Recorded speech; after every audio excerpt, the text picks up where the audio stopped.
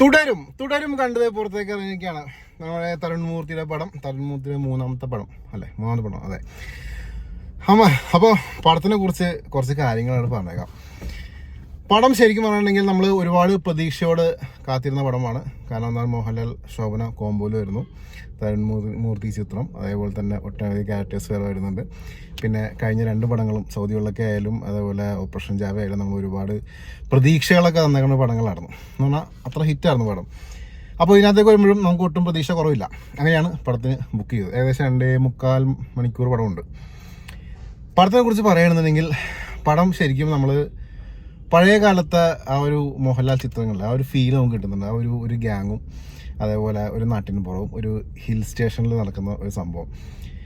പടത്തിനെ കുറിച്ച് പടം തുടങ്ങുന്നത് മോഹൻലാലിനെ തന്നെ കാണിച്ചിട്ട് പുള്ളി ഒരു പഴയ ഒരു സ്റ്റണ്ട് മാസ്റ്ററിൻ്റെ കീഴിൽ സ്റ്റണ്ട്സൊക്കെ സിനിമകളിലൊക്കെ സ്റ്റണ്ട് ചെയ്തേക്കുന്ന ഒരു ക്യാരക്ടറാണ്. അങ്ങനത്തെ ഒരു ക്യാരക്ടറാണ് ചെയ്യണം.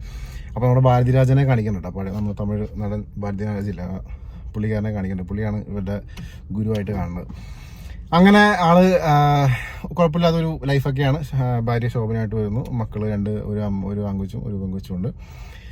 സ്റ്റാർട്ടിങ്ങിൽ കുറച്ച് തമാശകളും കാര്യങ്ങളൊക്കെ ഉണ്ട്, ഫ്രണ്ട്സൊക്കെ ആയിട്ട് വരുന്നു. അങ്ങനെ അതേപോലെ അവർ വീട്ടിലേക്ക് വരുന്നു, കുറച്ച് ഫണ്ണി ക്യാരക്ടേഴ്സൊക്കെ ഉണ്ട്. പിന്നെ ഇതിനകത്ത് താരം എന്ന് പറഞ്ഞിട്ടുണ്ടെങ്കിൽ, താരം എന്ന് പറയാമല്ല, ഒരു മെയിൻ കണ്ണിയാണ്. ഒരു ambassador car, mark 1 ambassador car കാണിക്കുന്നുണ്ട്. അതിനകത്താണ് കഥ അങ്ങോട്ട് പോയിക്കൊണ്ടിരിക്കണം. മോഹൻലാൽ അംബാസഡർ കാർ ഭയങ്കര സ്നേഹമാണ്. പക്ഷേ ആ സ്നേഹം കുറച്ച് കാര്യങ്ങളിലേക്ക് ചെന്ന് എത്തിക്കുകയാണ്. അതാണ് ഈ ഒരു പടം പറയുന്നത്.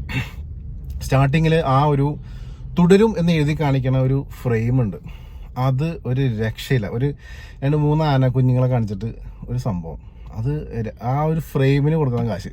അത്രയ്ക്ക് ഭംഗിയിലാണ് ചെയ്തേക്കണം. പിന്നെ നല്ല ബാക്ക്ഗ്രൗണ്ട് മ്യൂസിക്കും നമ്മുടെ MG ശ്രീകുമാറിൻ്റെ അത് എന്തൊരു ചേലാണെന്ന് പറഞ്ഞ പാട്ടും അതൊക്കെ നല്ല സിങ്കായിട്ട് പോയിട്ടുണ്ട് പടം. നമുക്കൊരു കംഫർട്ട് ലെവലിൽ ഇരുന്ന് ആ പടം കാണാൻ പറ്റും. അതാണ് ഈ ഒരു പടത്തിൻ്റെ ഒരു പ്രത്യേകത. ശോഭന ഒരു തമിഴ് വന്നേക്കണ ഒരു മലയാളം ക്യാരക്ടർ സംസാരത്തിലേക്ക് കൂടിയൊക്കെ വന്നേക്കുന്നു.